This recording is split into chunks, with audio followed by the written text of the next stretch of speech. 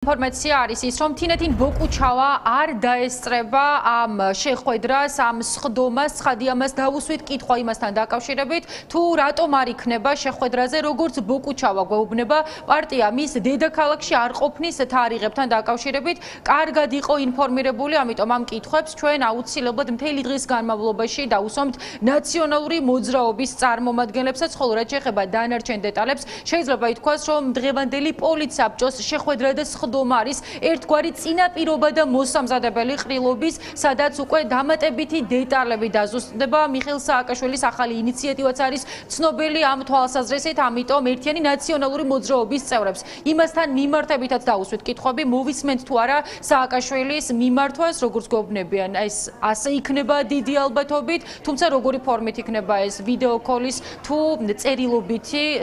წერილის მეშვეობით, ეს ჯერჯერობით არ არის ცნობილი. ნაციონალური მოძრაობა გეგმავს რეფორმებს, ცვლილებებს,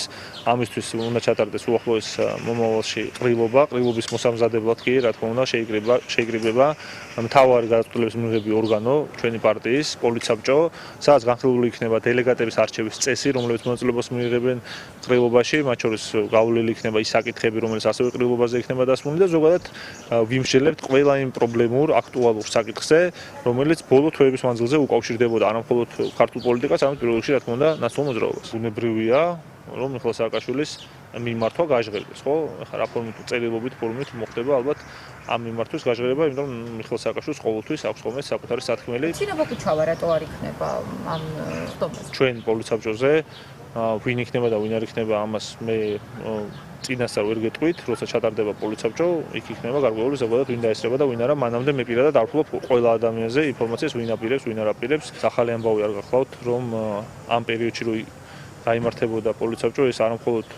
ჩვენ შიგნით იყო ცნობილი, არამედ თქვენს ეთერშიც არაერთხელ ვითქვამს. ნაციონალურ მოძრაობაში კიდევ ერთხელ უნდა გატარდეს რეფორმები. ამ რეფორმების მთავარი მიზანი კი არის, რომ უფრო და უფრო მეტი ჩართულობა მოხდეს ადამიანების, სახალხოობა და საჯაროობა და ადამიანების ჩართულობა ყოველთვის იყო ნაციონალური მოძრაობის მთავარი ნიშა, მაგრამ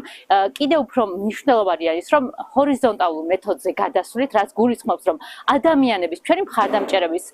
ამ პარტიის წევრების და ახალშემოერთებული ადამიანების მაქსიმალური ჩართულობა მოხდეს გადაწყვეტილების მიღებაში და ამ გადაწყვეტილების საბოლოოდ შეჯერებამდე თითოეული ადამიანის აზრი იყოს გათვალისწინებული.